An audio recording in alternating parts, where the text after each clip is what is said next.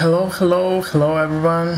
It's nice to see that we are 1K subscriber here on the channel. I didn't even imagine it could happen, so I'm pretty happy with that.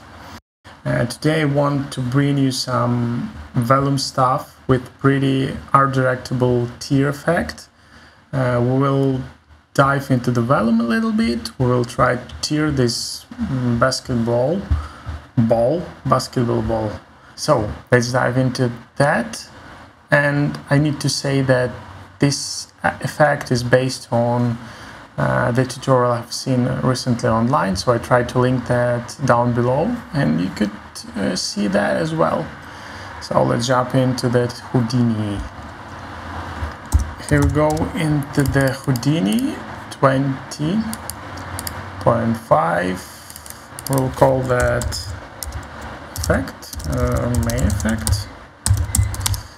At the end of the process I will dive a little bit into Karma. I'm pretty new to that and we'll try together to bring pretty basic stuff, something like the model import into the SOP, into the Solaris level of the Houdini, and try to create material with textures and some noises, for example, and set up some light and render stuff. And that is the main point and start point to try this new render engine. It's cool, and I think I will link a group of the video down below for if you want to start as well with Solaris. So I prepared this model. Let's match size it. I could do scale to fit, and I could do min to the XY coordinate. We have some UV project here, and what I want to do is remesh it to have a little bit more of quality. Let's start with something like 0.5 is not enough, 0.2 is cool, or 0.1. Let's go bring something like that.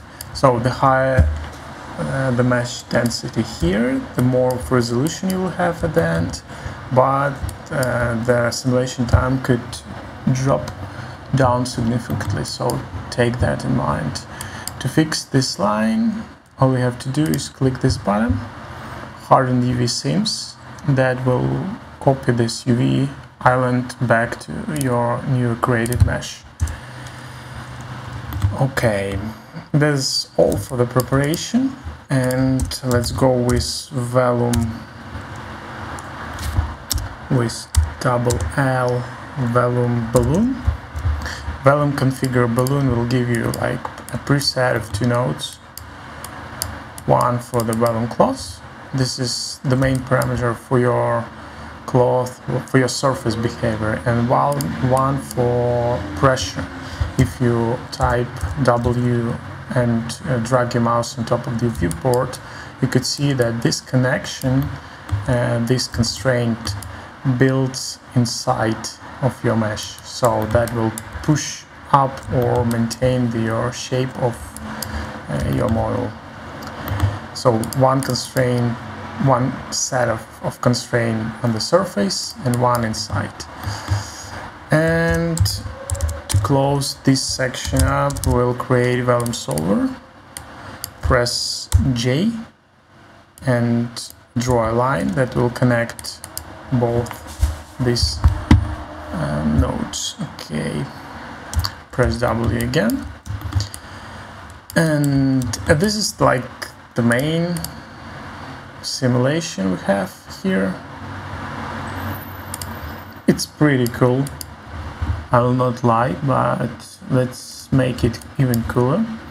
Let's start with the ground plane, and I will move it a little bit down just to compensate this point when we could touch the ground with your model. Let's play it again, and we have something like this. Pretty realistic balloon basketball. I like it. I think we could increase the stiffness of the pressure constraint to 10 and 1K. It's pretty arbitrary numbers, so just play around with that and see what you get. A little bit better. Yeah, I like it better. It's like jellyfish in the water. So it's okay to me. And now what we want to do, I want to cut this surface into the little pieces. I want to fracture it, and then I want to have some swirly lines that will tell where to break at that moment. And we'll animate this line and then transfer to this animation. So let's start with edge fracture node. This edge fracture will be necessary to create. We could visualize the pieces down here to create these pieces, and your ball will fracture exactly this now at these lines. So let's have this some room. Let's bring much more, even more. So we have some variations. You have some small patches and big patches, and that is fine for me. So the second one is for the curves that could drive more of that lines. Do it helix this way. So we have this helix. The idea behind that is we have enough of height, and as long as it's much size, it's 1 by 1 by 1, so the height should be 1. We could turn something else, but I will leave it as it is. So we have this helix, and we need to project this helix on top of this mesh.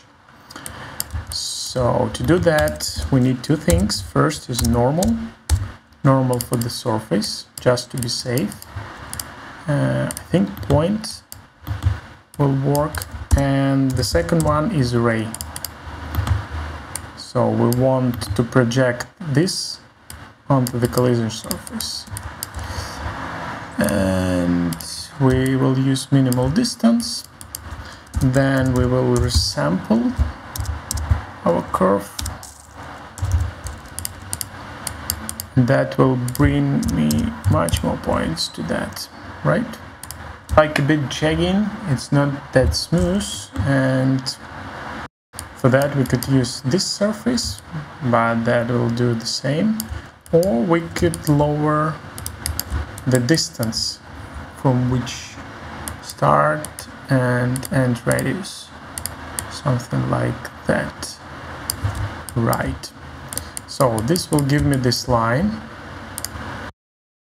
and this line will go into the fracture first. And if we look closely here, we see that we have this newly created set of pieces right onto this line. So while we have break in this surface, we'll have this line just here.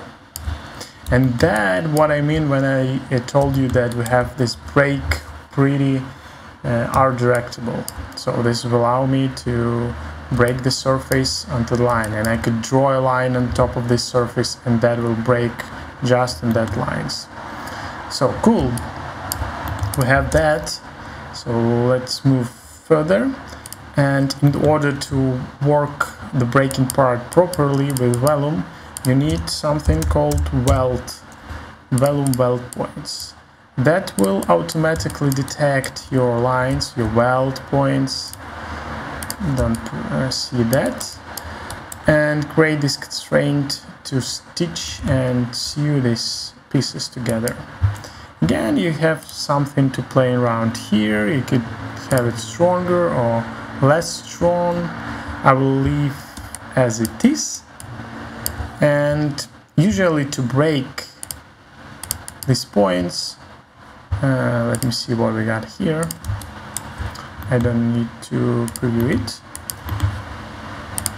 Have something like that.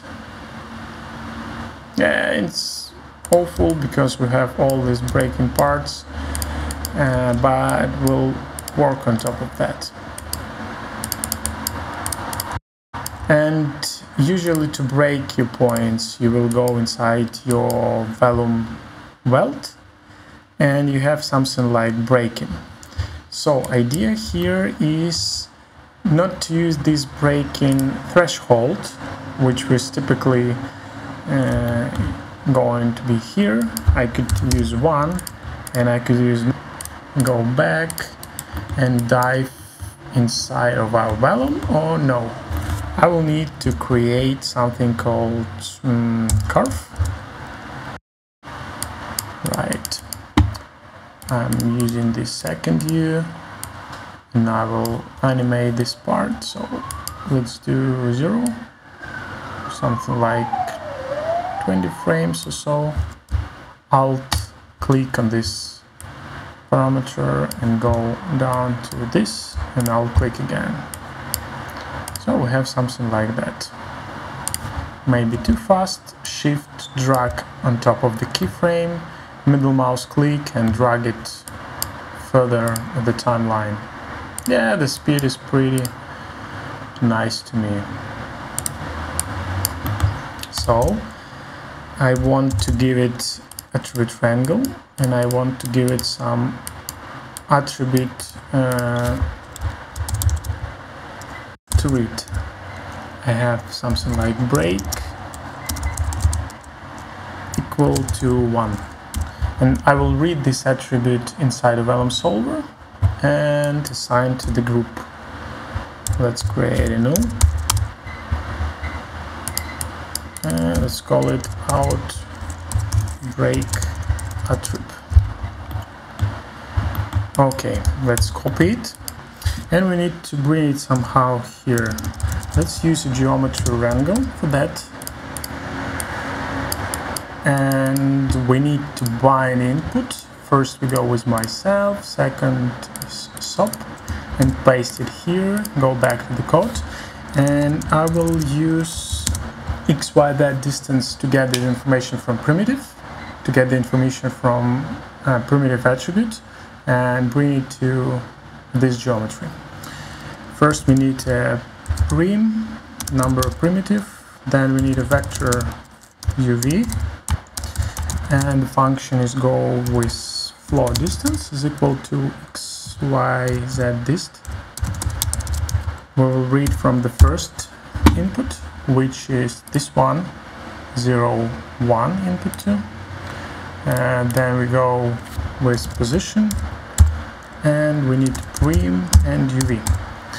Basically that's it for this function, but we have additional input of max distance. We could use channel float and say max distance, and this distance will determine how far it from this line to the geometry where we need to read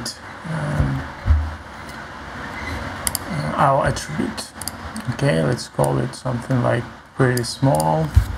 The next one is our attribute is going to be this one, and this is float break, right? So we need to go with the float break is equal to prim UV. It is used in conjunction with XYZ distance to read our attribute. So the attribute name is break, then we need the same prim and UV. And now we have the value of break inside of Vellum solver, and what we can do is write a condition when we say if break attribute is smaller or bigger, no matter what. Let's say 0.5. Let's create a group, and this group is specific name is broken equal to 1. This broken group is allow us to tell the Houdini to break this breaking threshold, this constraint. And what we should see now when we... Okay, that is not right. Let's debug it and see what is geometry. Is 0. Oh, okay. It's true because it's 0 now, because it's never exist, and only 1 here. So the logic behind it should be opposite.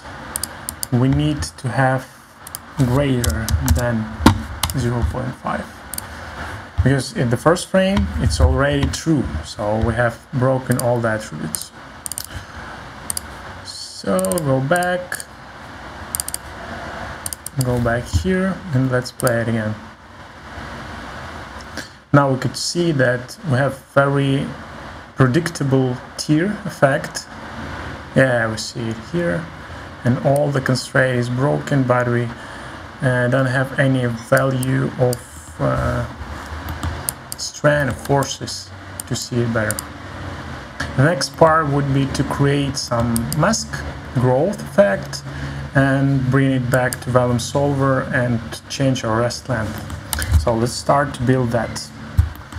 And I'm going to show you a little bit different approach. Let's create it now. This is out mask for the rest length.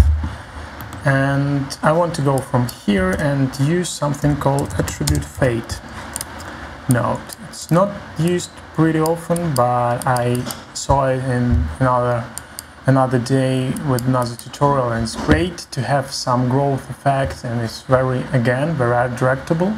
You don't need to allow it on your simulation, and you could have this wave of attribute in the exact time, specific very time, and so on. For that we need some mask to work with. Attribute adjust float, and we need a value on the surface of your geometry. Let's call it F, for example. Okay, it's here. I need to use a turn time of line. Press enter, and let me visualize, and that will give me a line between 0 and 1, right? The value. It's like a fall off in the symmetry, something like that. So 0 to 1, and we will adjust it in our attribute fade node. So we could go here, we could turn off our F, and now we need to specify fast frame as an F. So we could see that it is pretty fast, but we have something, we have some animation going on. In order to bring it a little bit further, because I want to align it with this animation, and for example I want to start at frame 20, we have this timing offset, and frame offset, let's go with 20. Okay, let me do something else. Attribute adjust float again, and this time we could take our F attribute and multiply it with some number, let's say 100, and this multiplication is slower our animation down here.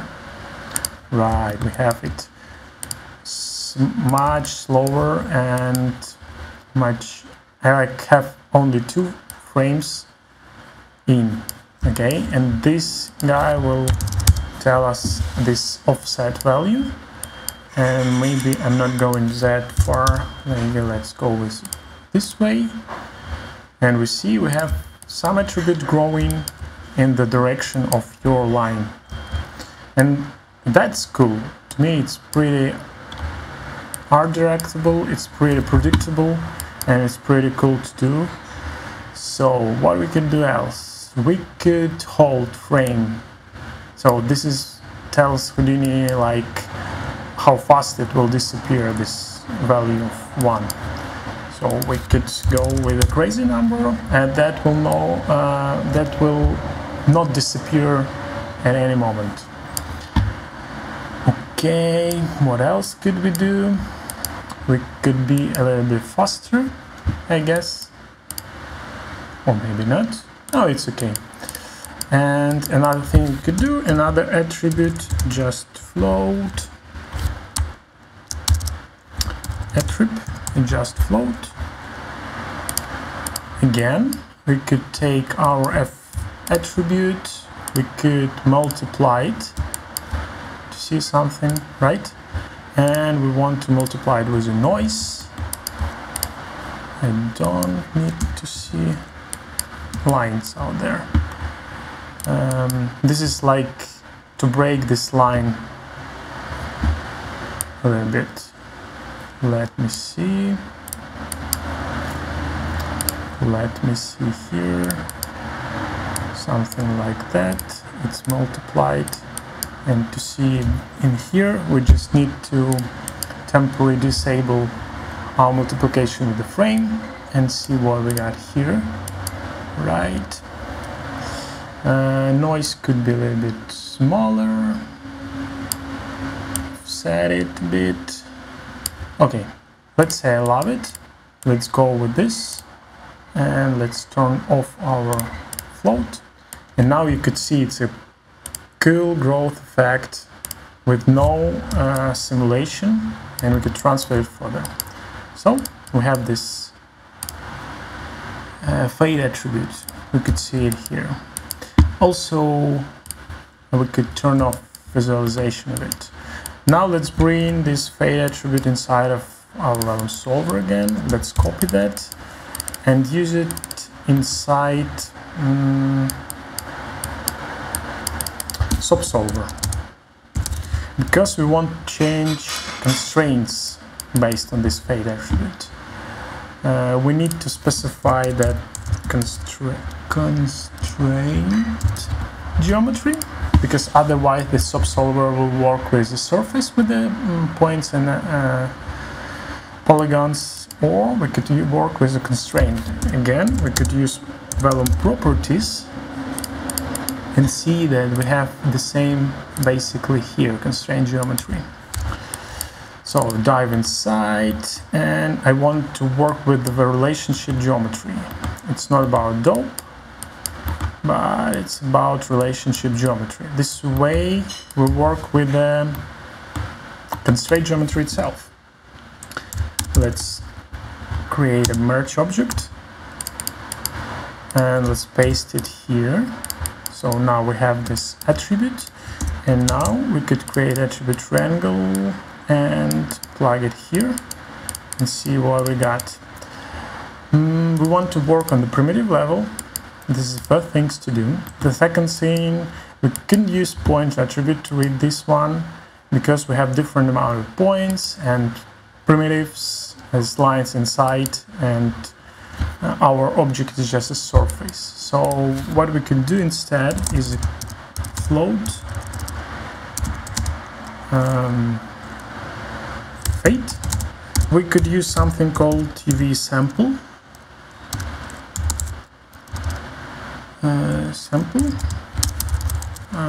But we will use it based on the position. Fade attribute, then we need P based on the position, and again P.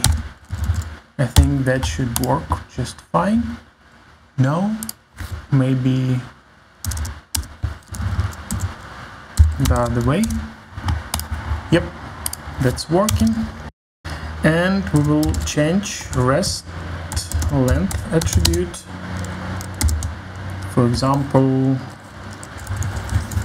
we could say fade just to debug the process and multiply it with the fade. So I'm not sure if that is correct. Let's use something else. Let's use rest length original multiplied or plus this fade attribute. Right, let's go one level up and see what we got. I'm not sure why it's not working on this level, but let me see. It's not going to impact our animation here, but as soon as it's go past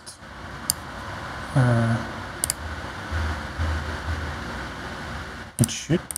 It's not updated.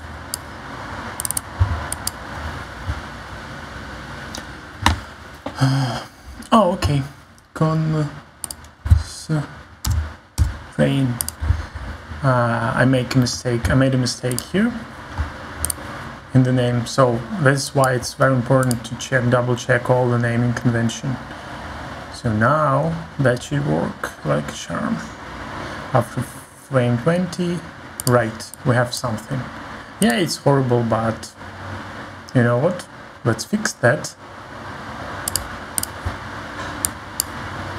Let's go back inside, and now we could do something else. We don't want to place it somehow here, but we want to fit, but we want to do something else. Let's go and fade, and we want to go something like that. So we want to fit a fade from 0.3 to 0.7, and we want to go rest length rig to fade rest length rig multiply by 2, for example. So that will not work probably. I could go up and check if we have something, but I guess we don't. So originally I did this scene in Houdini 19.5, and that was built a little bit different. So inside of SOP solver we could use SOP constraint solver, SOP constraint. This one, it's already pre-built constraint geometry and so on and so forth, but I didn't manage to fit an external object like an object merge, because it gives me too many inputs inside. So I use this one, and in order to work with that I need to go inside the relationship geometry, and it said something like no DOP object name specified. Let's go here and Vellum object 1, and the error is gone, and we should see our ball, and it's constrained, and we see something at least. Okay, now we can see the growth effect and the growth of our rest length geometry with the mask. So where the mask is changing, we have geometry changed as well. Right, and it's cool, and I may go here and change it to 100 still, just to have more gradual effect, gradual mask to have it. Let me see what we got here. It's not that dramatic, right? And probably inside of SOP solver, and here I want to change it to 1.2, so go up one level again, and see what we get.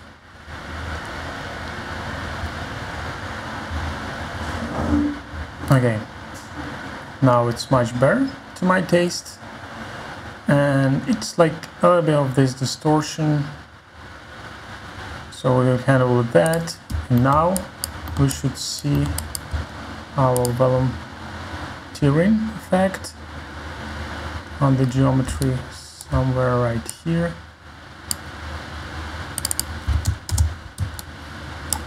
I'm not sure where it is, why it's so not obvious, right? We should see it here. Yeah, we see something, but it's not enough. Oh, I know, we could go inside of our geometry wrangle and change our threshold distance, so we have more influence to this part. right?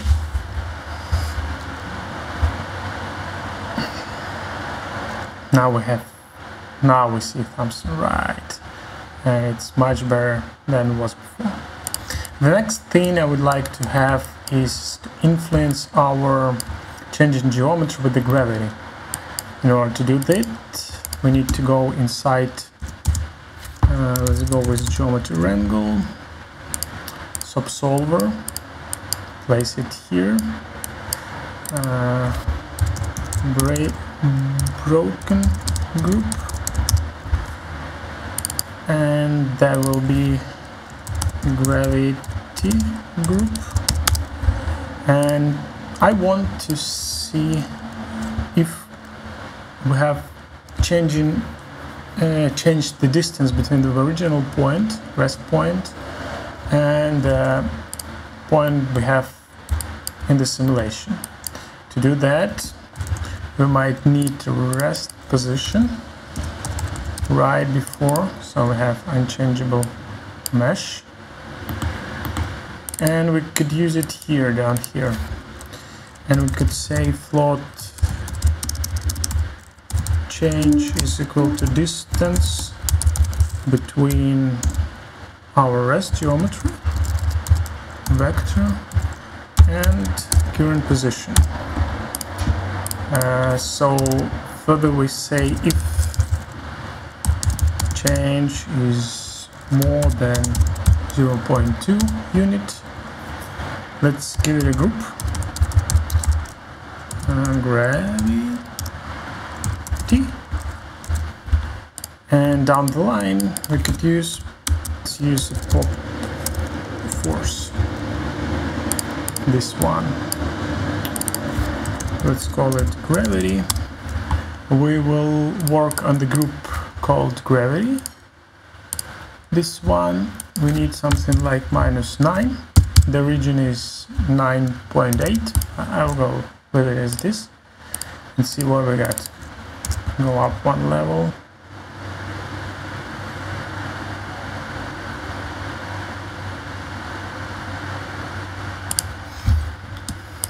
Okay, I did a mistake. Inside of gravity group, I didn't specify as equal 1. So that didn't work properly. Now we have it. Now we have more pronounced effect with gravity, and it's just like pulling down to the ground. Exactly what I need. And at this point I think that is the effect I wanted to show you. The one last thing is to go in and use a Vellum post-process. And very necessary thing when you work with a weld constraint to check apply welds. So before we have these cracks, and after it fixed it. So use a Vellum post-process for that. That's it, I guess. Let's go and see what we got inside the Lop's Solaris content. Again, let me cook a bit and see what we got here and during this tutorial.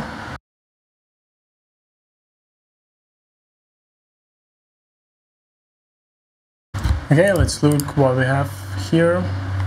I love this turn effect, I love this stepping effect in the line, and I like how it's at the end just doing piece by piece.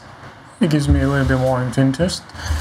To recall, we have this mask without simulation growth effect that will drive our rest length inside of Vellum solver. We have this line that is transfer the break attribute that will eventually transfer to the broken group that will drive this weld threshold breaking and break our constraint.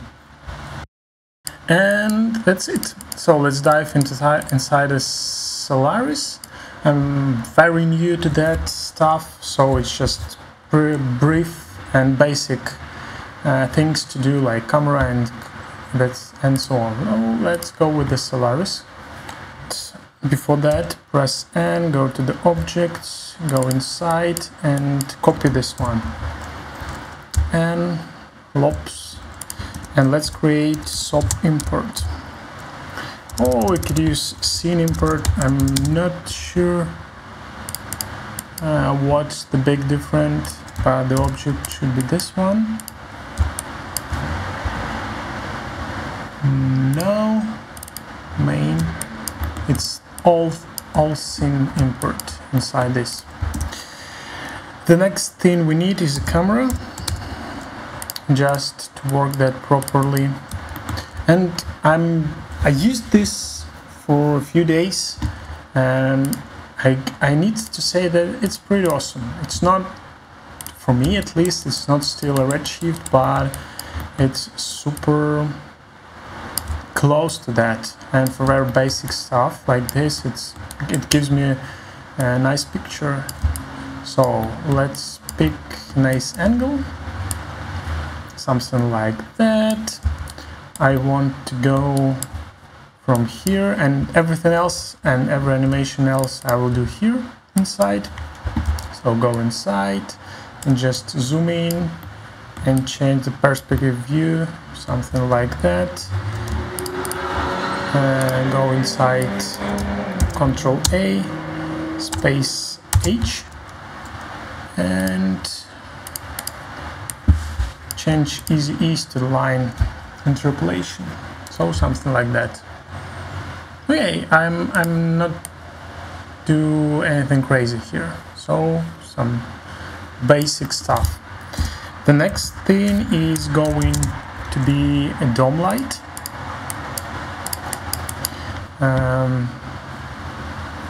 Not this one, just dome. And let's use any HDRI you have. So now we have this. You could turn off this guides. And before the material, I'm going to use the Karma settings, render settings, plug that in, and make sure the camera is the same. I'm using XPU. I'm increasing this to 1024.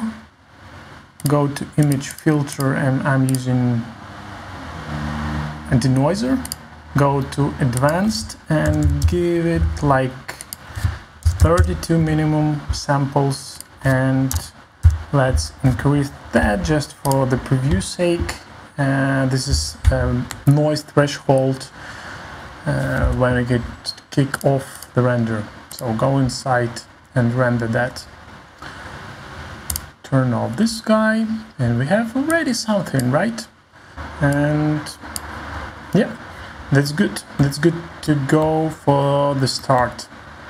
Main input, I'm not going to do something crazy, just in case if you need your background inside your render view. Go to Karma, and you need this one, render light geometry. So we have something to see if you need that. Also, I'm going to add and to show you an area light. It's pretty cool. This is different from the Redshift, and I love this feature. That's much easier to work with. I'm going to increase this light. I'm going to disable dome light for a moment. And here you can see that you could change the view based on specular edit mode. And now you could just click on the object and turn your line around. This is perfect for if you press Shift, you could move it around. If you press Ctrl Shift, you could use more of intensity. And if you press Ctrl, you could change the distance of the light. So let's see, let's do something like that. I love that. I like the swim light in compensation to the HDRI. I could make it much smaller. This is good to go, and maybe some color. Yeah, I like that. So probably you want to bounce and balance that here. And I could do that pretty easily. Again, click in the specular mode to diffuse mode and change that light something like that. change that to blue, this guy, a bit of thinking. And of course I want to lower the intensity. Let's say it's good to go. I'm not spend too much time here, so just to see. And the main difference, I will link below the list with the Karma tutorials. There are a bunch of that. There's USD pipeline and it's super hard to understand somehow, but the structure here is on the left, and you manipulate the primitives, and it has a little bit different convention. You could change the primitive name if you want to change it here, but I will not dive for now. Just do a simple stuff to have something to render. And the last thing is to use a material. So material will, and the others doesn't matter in this case. So I will use a material down here. I create a material library, and need either a assign material or material linker. I'm going to use a material linker just below. Go inside, create a Karma material builder, call it ball, and I'm going to do all the texture to show you the process, the simple process. And what you want to do to assign that, you go inside the material linker. On the left you have all the materials, which is here. And if you rename these materials, you will see different name here, and all the geometry down here. So you either drag it here and drag the needed primitive on top, and you see already that you have something. Or you could just drag your material on top of your object, and you could see it's blue, or inside this view, and this is basically the same. So inside them, our ball material, you have this pretty standard MLTX material. It's USD pipeline, I think. I'm not again an expert, so I just do a texture. An image. Texture is from Redshift. You could use either MLTX image or I think title image is okay, the same, just allow you to tile your image.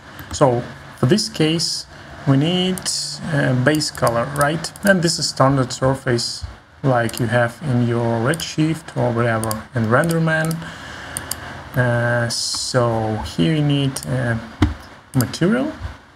So we have this texture, link it here, apply, and you have something. The next thing is to duplicate this image and use another one, is a normal, right? And it's a good practice to rename that. So you could see color, normal, and I think it's something like occlusion. You could multiply it with your existing number, but the main thing, everything else is pretty much the same. So ambient occlusion, and this is a color, so spectre is a color. For ambient occlusion it's a float, it's like black and white, 0 to 1. Use a multiplication, the color with occlusion, and use a base color. For normal it's a bit different, so you want to use vector 3 and use a normal map.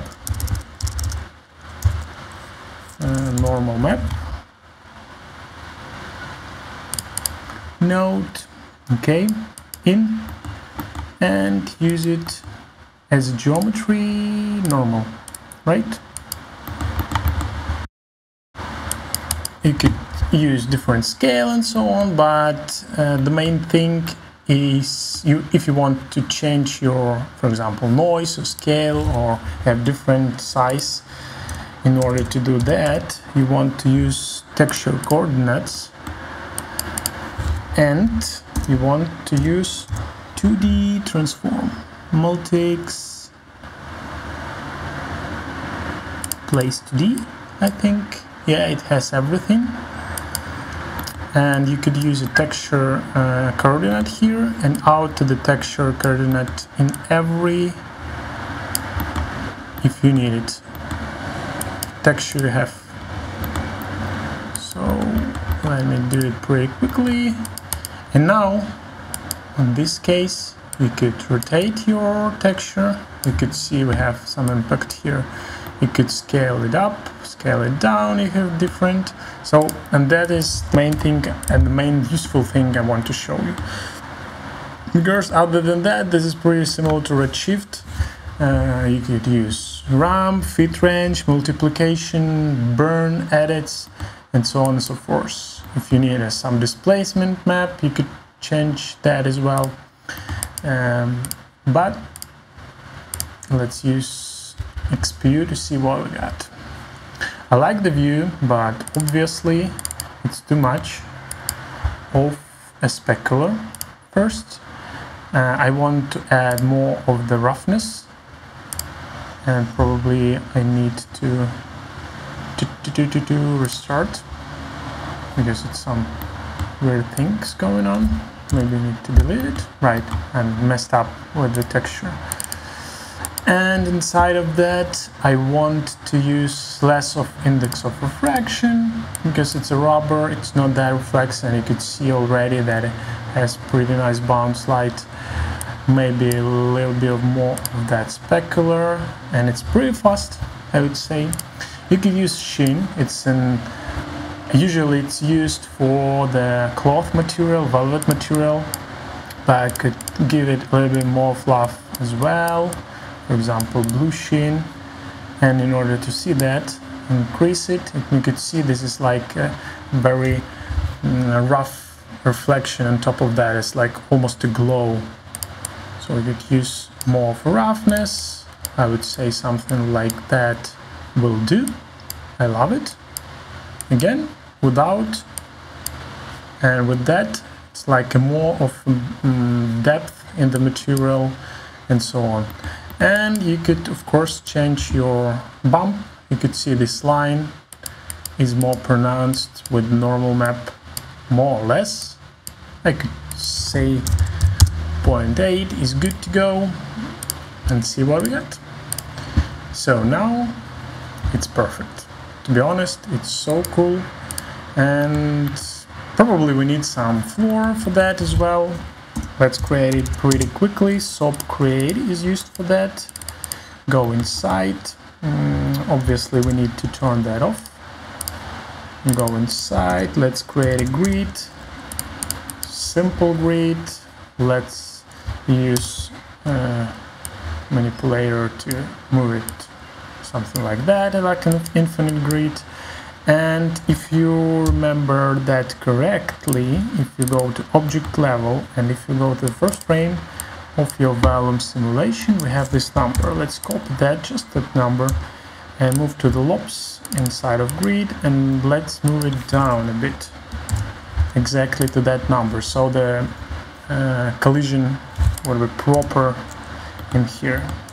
And what you could do is like merge these two and bring here. And no, because I want to give material only for this one, and I could merge it down there. And again, you could inspect it here that this naming convention is SOP create is equal to this one, so we could call it grid, and you could see that this one become a grid, and main effect as we imported that before. Pretty simple. You could drag it here, just copy it, and you need to relink again. Go here.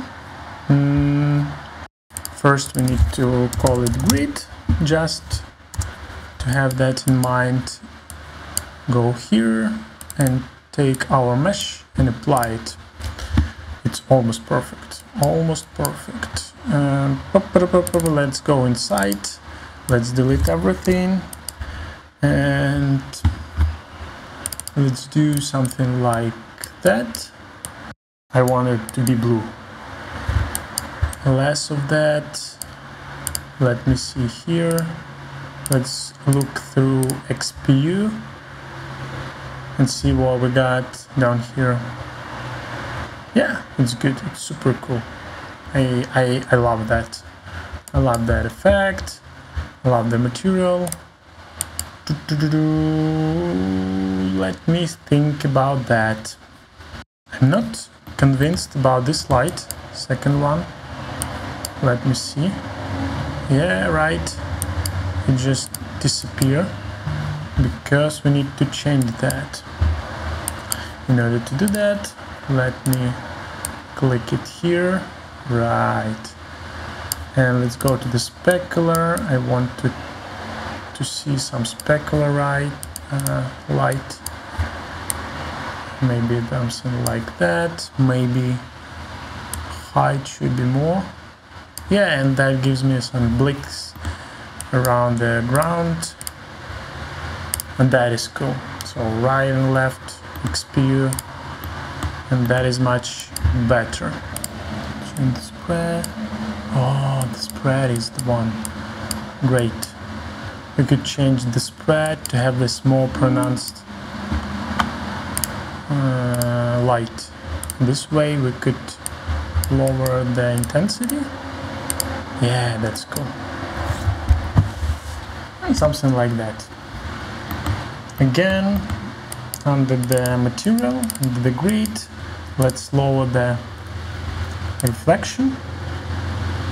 Let's increase the index of reflection and let's give something different to the sheen, or maybe less of that sheen. Yeah, it's cool. I like that. I like the depth of the ball on the main object. I love the rim light, main light, side light, and love this shadow on the line of the object and contrast color of the background. And I could say that's great. So let's render that and I will see you when we have everything together. Yeah, let's do that. Let's go back to the render settings. I already set up. If you want to set up something different here, let's do that. You could output your file down here. So you could change the quality. I don't care for now. And this guy monitor is like when you press render to disk, it's already popped in the monitor as well. That is better to me than it was before. And you know what? I want to lower the quality so we just have a quick look what we have rather than waiting so much time for the each frame. Let's lower that twice. Let's lower that twice. I think that should be better. Let me see. Whatever. 256. 0.1. And -1 is okay. It just will not give minimal level, which is based on the noise. Should be much quicker to do. Yeah, 10 seconds, good to go. Yeah, it will have some noise, but I don't care about that. So let's go to your ROP and render to in plane. Oh, of course you need to specify the range, change that, and you will see it later. So guys, this is the result we have, and I think it's beautiful. I love everything. We have some popping out there, here and there, and you could solve it probably with increasing the substeps or just working with collider out there. So I hope you like that. I hope you found something useful here. I hope you see that we could achieve pretty good result out of Solaris, and it's super cool to see how it's involved and how it's, the evolution of this instrument and this render is great. So have a nice day, whatever, have a nice night, and see you soon, I guess. Bye bye.